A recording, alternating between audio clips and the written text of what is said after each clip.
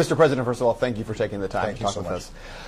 When you signed the National Defense Authorization Act into law, you issued a signing statement at that time that said you would not use that power for indefinite detention on Americans. You understood the concerns that people had. A judge earlier this year issued that the administration couldn't use those powers because it's unconstitutional. So why are the government's own lawyers fighting that judge's order, the injunction in particular? Well, look, the basic principle here is, number one, my first job is to keep the American people safe. Number two, we've got to do it in a way that respects our values and our traditions of rule of law. That's why I ban torture.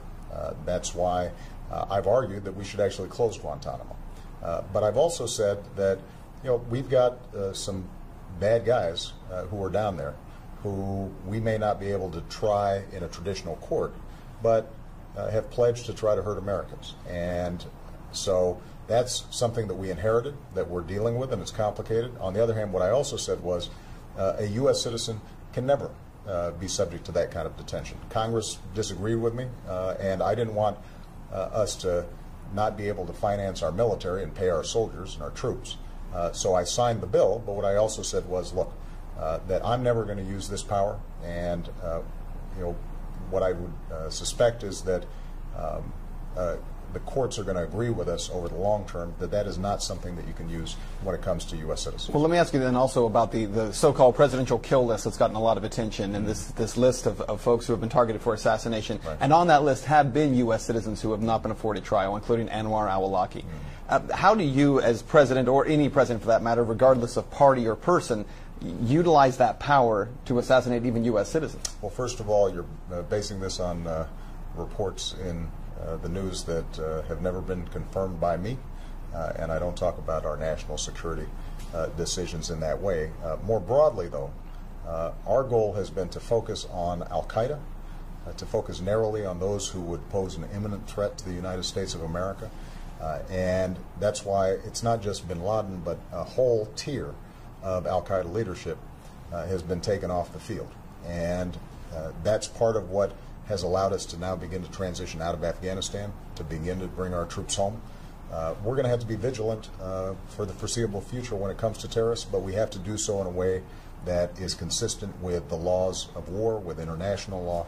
That's something we've always abided by, but beyond that I probably can't comment on something as specific as what you just mentioned. Can you comment on, you mentioned about al-Qaeda during your speech, going after al-Qaeda in Afghanistan, certainly going after them in Yemen as well, and yet there's some concern about the U.S. funding the Syrian opposition when there are a lot of reports that al-Qaeda is kind of heading up that opposition. How do you justify the two? Well, I share that concern, and so what we've done is to say we will provide non-lethal assistance to Syrian opposition leadership that are committed to a political transition, committed to an observance of human rights.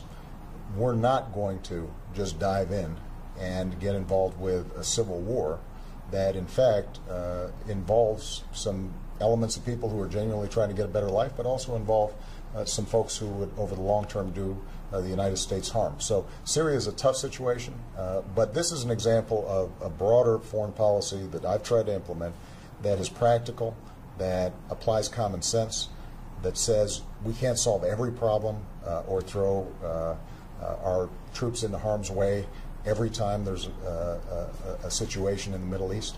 What we have to do is selectively say, what is it that is most important to protect U.S. persons, U.S. property, our bases around the world, and how can we help those forces that care about human rights, those forces that are seeking democracy. We want to encourage them. In some cases, like Libya, we're able to make a difference.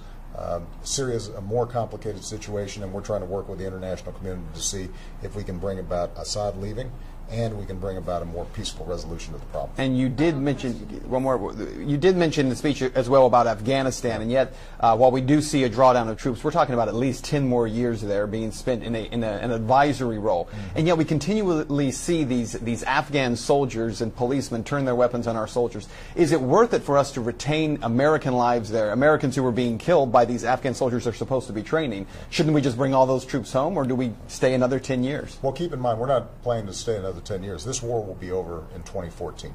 What we've said is we'll partner with Afghans, just as we partner with a whole bunch of countries all around the world.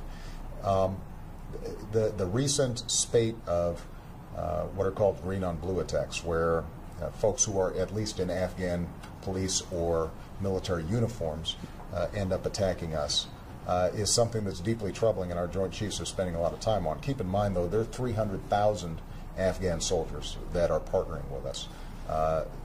And so even one attack like this is one too many.